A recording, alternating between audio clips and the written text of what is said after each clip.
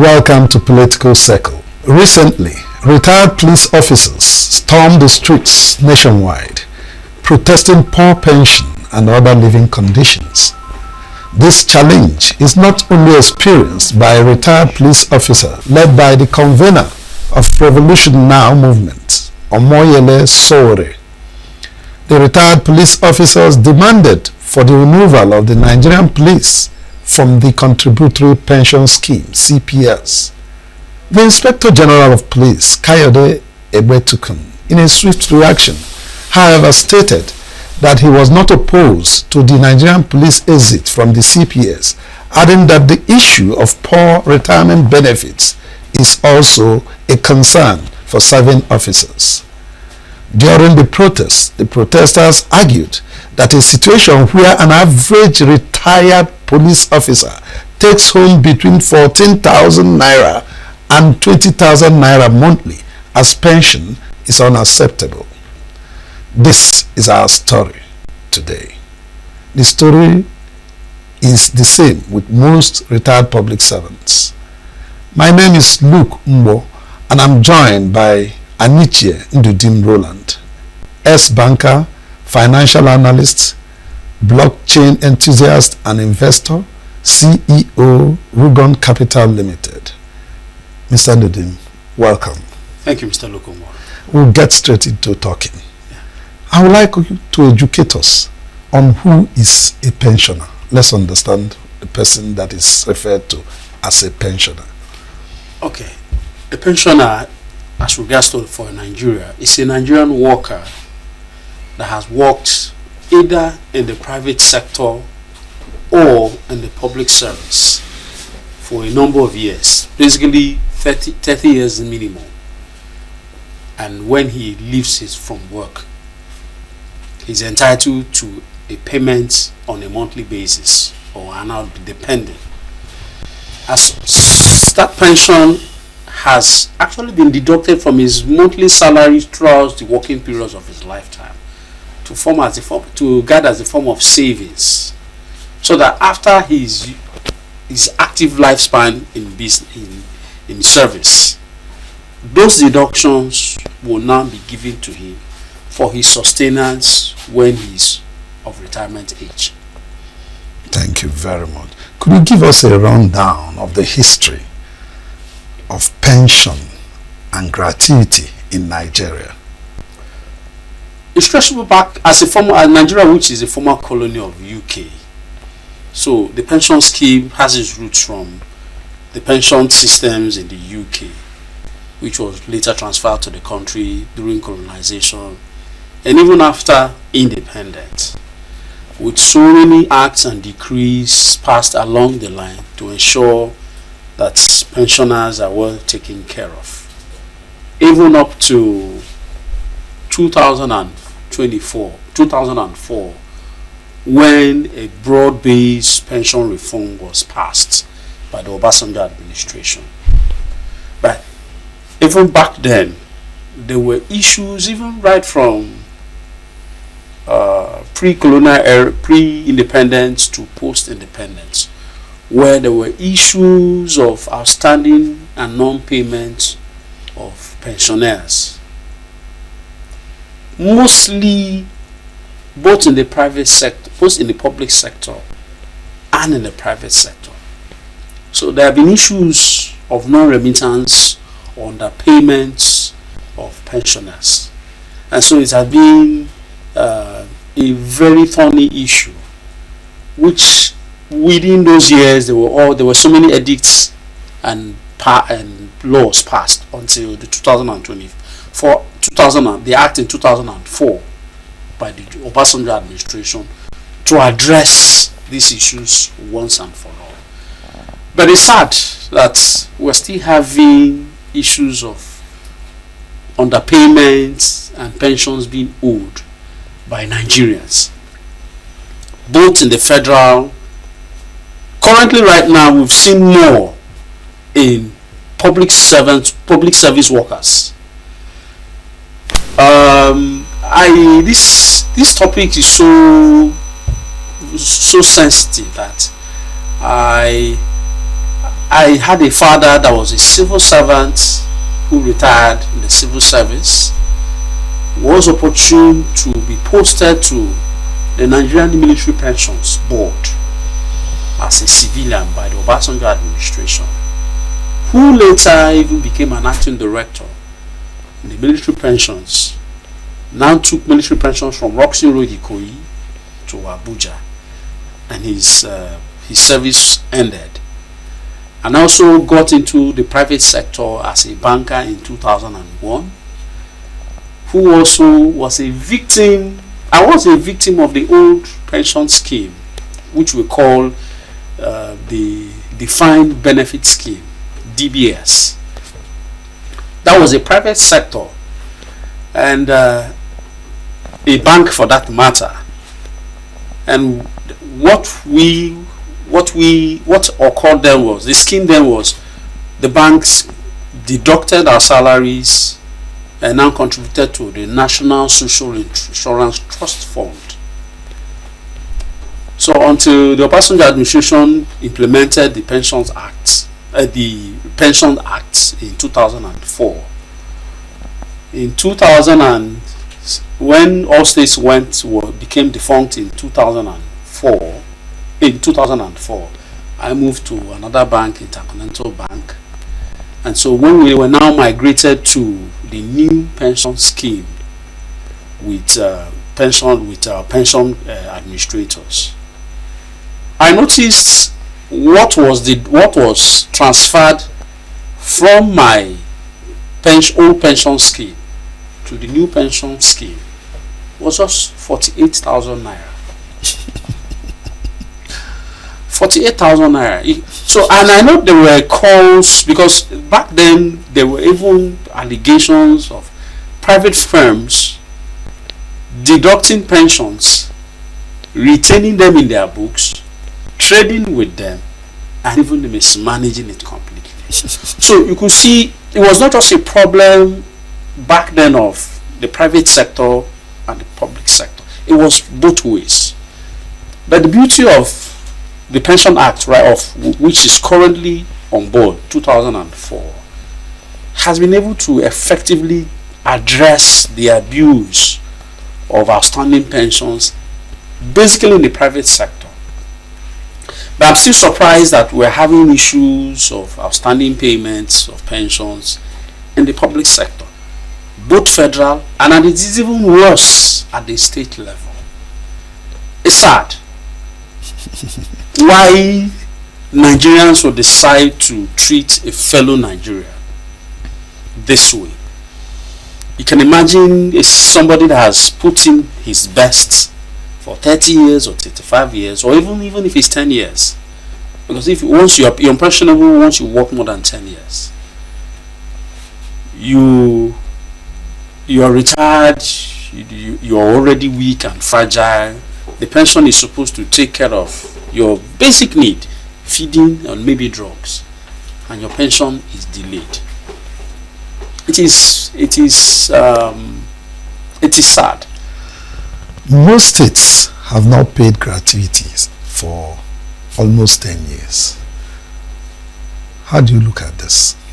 Okay, let's really explain how this thing works. Now, either the states, federal government, or even private firms, according to the Pension Act, while budgeting for salaries and allowances, the pension, your gratuity and pension, is also built into the payment of pensions, and gratuity, and it is deducted. Either the companies are deducting as a percentage of your basic salary, and the Pension Act is 7% is deducted from your basic salary, and the employer also makes provision for 7% of that basic salary.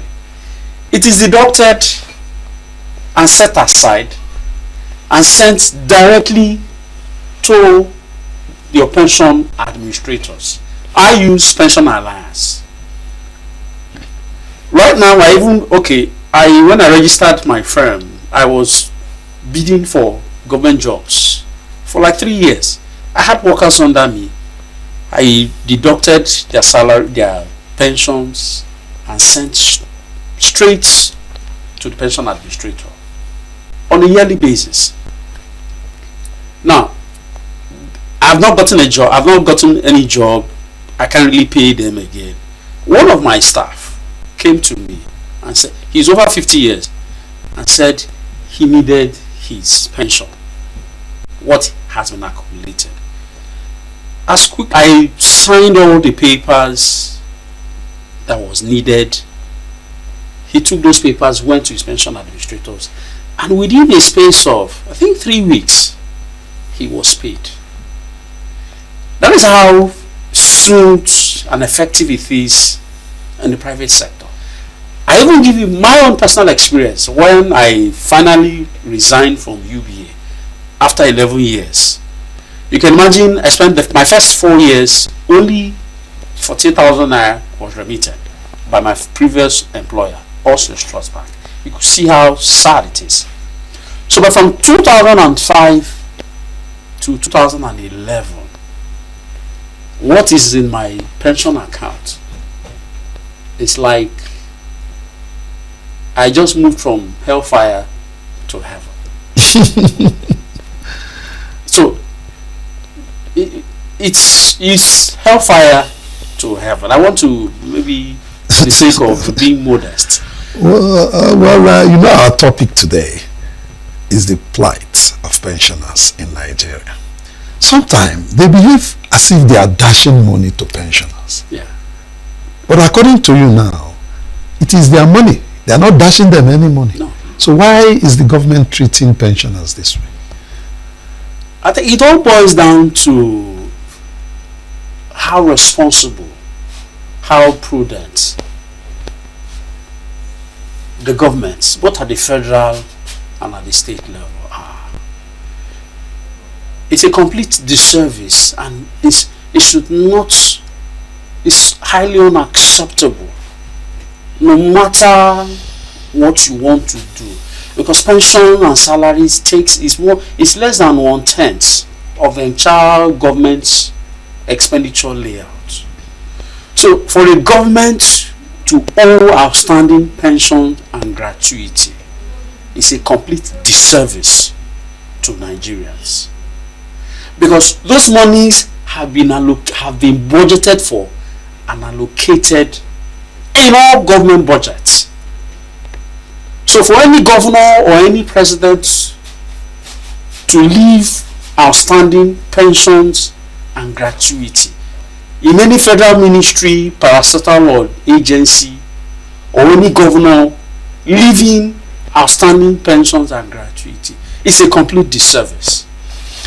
Well, the Nigerian police retired officers who have given their life to the country are demonstrating, protesting.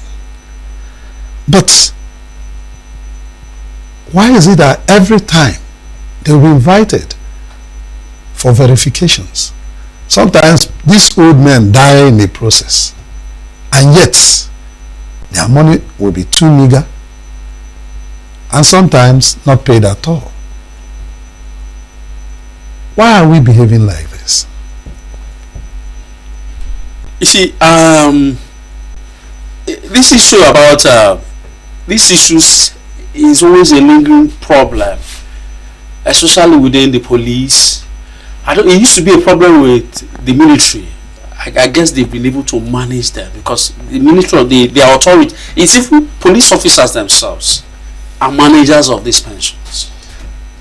So I strongly believe most of the funds have been moved over to the police pensions unit, and managing those funds becomes a problem, because they're not the only paramilitary we have. The DSS manage their own effectively. You don't even hear anything. It's smooth, because I've managed, as an account officer, I've managed account of DSS officers. It's very effective. You don't hear in custom, immigration, or prison. You keep hearing of the police and sometimes the military pops up. But look at what they said, that an average pensioner receives as small as 14,000 naira to 22,000. That money cannot take you to the next bus stop. Why are they behaving like this? Okay, the question is not even the amount. Now the question is even in the management of the funds. Now I know there are strong moves to migrate them into the National Contributory Pension Scheme. That's the scheme they want to go out from. No, they are on their own. They are not under the. But part of the argument of the pensioners is that they want the Nigerian police. They want the Nigerian police to be taken off the CPS, contributory pension. That's they have their own. They have their own. Now I know the police and the military kicked against the National Contributory Pension Scheme being managed by pension administrators and said they can manage on their own. Because if they are all migrated to the current pension scheme now, these problems will not arise, where police authorities have issues in appropriating and managing pension funds of the officers. It's with the officers. Okay, this is their protests. I know Showore joined. To what extent do you think it could go? How far could it go? Will it change the way things are? Okay, now, two things. The police, they have higher authorities police, they have two options. Clean up the rots and mismanagement of their pension scheme, or appoint people from, or opt for the pension administrative scheme, where all the pension funds are moved to pension administrators. Because the Pension Act, or what Obasanjo introduced in 2004, is a beauty. Let me give you one of the features. On a monthly basis, when your salaries are paid, you get an alert in less than 2 days of a remittance of your pension into your pension administrator. Your pension administrator sends you an alert that your pension has been paid. It is updated, and you even have an idea of what it will be. Exactly. Final analysis. And those funds are even invested with interest paid, and you also have updates on your phone what it is. So the police officers, it's up to the police officers to join this scheme, because for us in the private sector, it's a beauty. The only snag in maybe private or even in government, because right now I even saw 2 months ago, I saw the federal government is opting to take a loan to pay outstanding pensions. You could see a problem again. This morning now, the Senate has approved a bond of 757 billion to clear outstanding pension. So you could see the federal government too is also grappling with management and payment of pensions. But the private sector, that has become history. That has become history. I even heard the IG saying that he's not opposed to the protests because serving police officers are interested. So, how can they resolve this problem? They have the pension reform administrator migrating all of that to the new pension administrator is the best option for them. It's the best option for them. It's a success. Mind you, pension assets now has hit over 16 trillion. Leaving the police out now, people in the local government who work for local government, people who work for states, how are they faring? I know that teachers, especially in some states, have not received their gratuities for a very long time. So how are they faring? Is there anything that they can do to upgrade their lifestyle, because they are suffering? Well, sometimes I put myself in their shoes and I start to wonder. You put in 25, 35 years of your active life and you cannot boast, you're not sure of your pensions. And mind you, even serving civil servants, both in teachers, also know the plight of their former colleagues or their seniors. And they'll be thinking, okay, this will be our fate. Portion. So you can imagine the mindset of the teachers or even civil servants. Funny enough, 3 months ago, I was discussing with the federal staff about the pensions in Nigeria, and he was telling me, one of his colleagues was telling me, he just retired and he has not been paid pension. I was like, but there is something I will ask you. Most of the people that make things difficult for pensioners are public servants themselves, and they will one day become pensioners. Exactly. So why are they doing this? They steal the money, they embezzle the money, and tomorrow they will become pensioners, and maybe another person will embezzle the money too. That's why the new Pension Act solves 50% of this problem.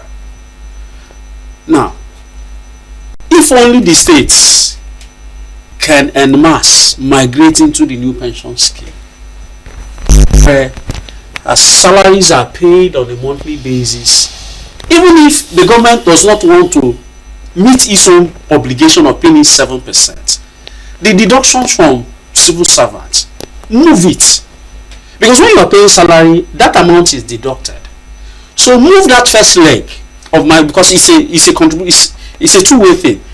The employer pays 7%, the employee pays 7%, the employer pays 7%. So as you're paying my salary, move my own 7% to my pension administrator, while yours is outstanding. Maybe later you can pay it, so that at least I know, as a civil servant, I'm not losing 100% after 35 years. At least I know I have my own 7% contribution I did while waiting for the state to remit its own 7%.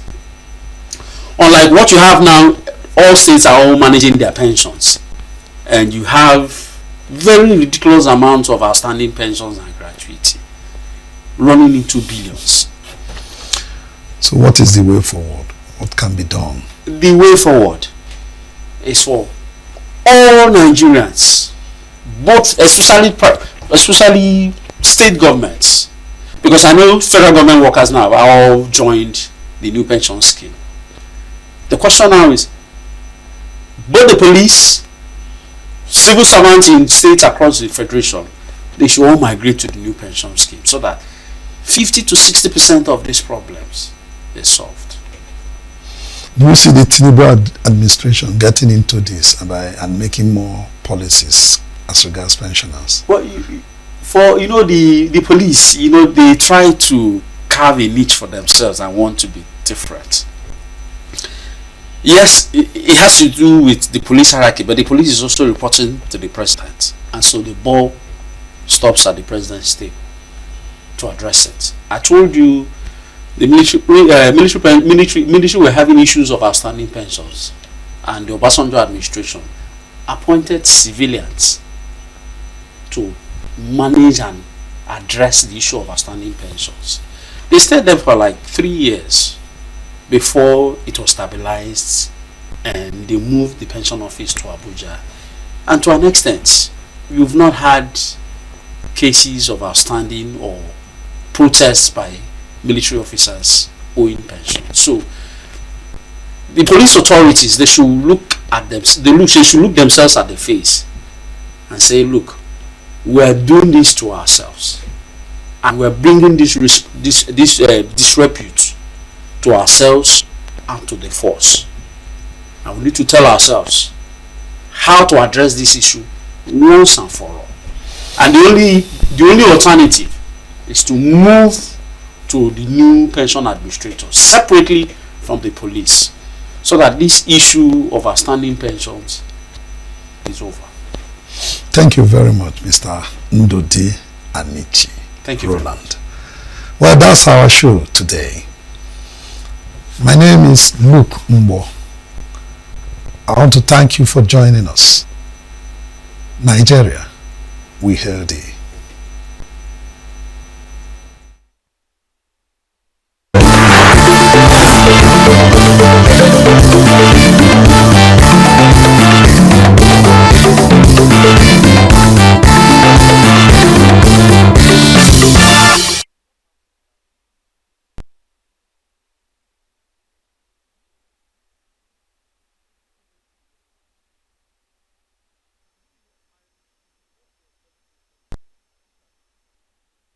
Every second, every minute, every day, news is breaking, events occur, and there are new developments. At Signature TV, we follow these stories objectively, bringing all sides without bias, explaining the complex issues, breaking down the numbers, and investigating the issues behind the news. Anywhere and everywhere, near or far, wherever the news is, we will be there. Signature TV. News in your pocket.